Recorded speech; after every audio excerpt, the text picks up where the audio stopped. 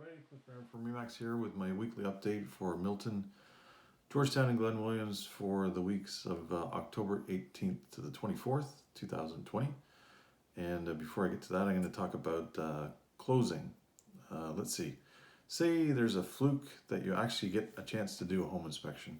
In this market, it's kind of rare because, multiple offers a lot of the time. And I think my previous video I talked about the fact that you have to kind of waive home inspection financing pretty much to get to even stand a chance of buying in this market because the market's so crazy. But say you do put the home inspection clause in and it's accepted, and then you do your home inspection and there's a few things that you'd like repaired before closing. You negotiate with the seller's agent back and forth, and then finally it's agreed upon that the sellers will agree to, out of the list of 10 things, maybe repair 3 or 4 things in a workmanlike, satisfactory manner.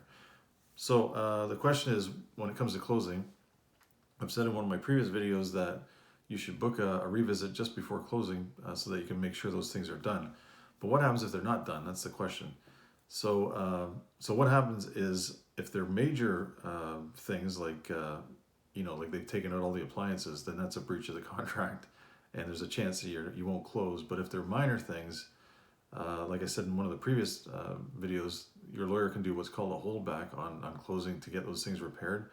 But that's if you know about them. Sometimes you'll do your revisit and then days like you come in to close the house and a few things aren't fixed here and there. So technically there's nothing you can do. Well, there is. Technically, you take them to court. That's what you have to do. You close the property, you take them to small claims court and try and recoup any of your losses, but most of the time that doesn't happen. So what I'm saying in this video basically is, as from a buyer's perspective, you do whatever you can to purchase, but from a seller's perspective, just be nice. Do the things that you're asked to do, and that's it, and make it a smooth transaction between the two parties. I recently had one where the buyers were very, very unreasonable, and it was just back and forth, and the sellers got their back up, and now the sellers really regretted selling to them, and guaranteed they told everybody in the neighborhood about these neighbors coming in that weren't liked, and so it just caused so much of a pain that was completely unnecessary. But so that's just a bit of advice. It's supposed to be a win-win for both sides of the deal. So do your part on one side, do your part on the other side. Before closing, everything should close fine. Anyways, I don't know. Hopefully that answers a few questions, but it's kind of muddled, but it should give you a bit of an idea. Let's see. For Milton, October 18th to 24th, still busy. It's still doing well. And there was actually this week I noticed the detached homes sold on an average for 1.234. That's the highest I've ever seen in Milton. 9 days in the market. There was 49 sales last week as opposed to 35 same time last year. So we're still up over last year. And relatively speaking, we had more sales last week than we did the week before. So that's it's busy, really, really busy still in Milton. It's still kicking along. Let's see, average townhouse was 735, 3 of those sold for 860, and all these were 9, 6, and 5 days on the market. So things are still flying along. Georgetown and Glen Williams, it's slowed just a little bit, but that doesn't mean much. You got to take that with a grain of salt. If Milton is really busy, Georgetown is going to be following within days.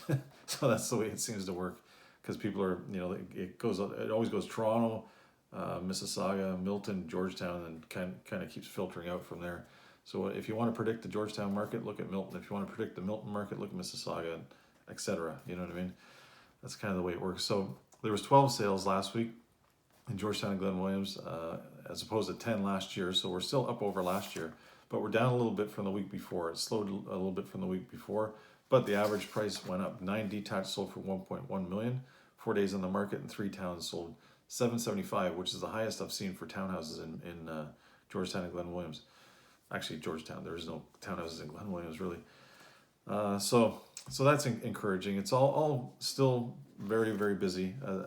Compared to a normal fall market, usually at the end of October, November, it starts to slow, and then December it gets really, really slow. But this year it's so unpredictable. We don't know what's going to happen, but I get the feeling it's going to be pretty steady. Anyways, any questions, let me know. It's Cliff Barron from Remax again. Hopefully this helps you out, and I'll talk to you soon. Take care.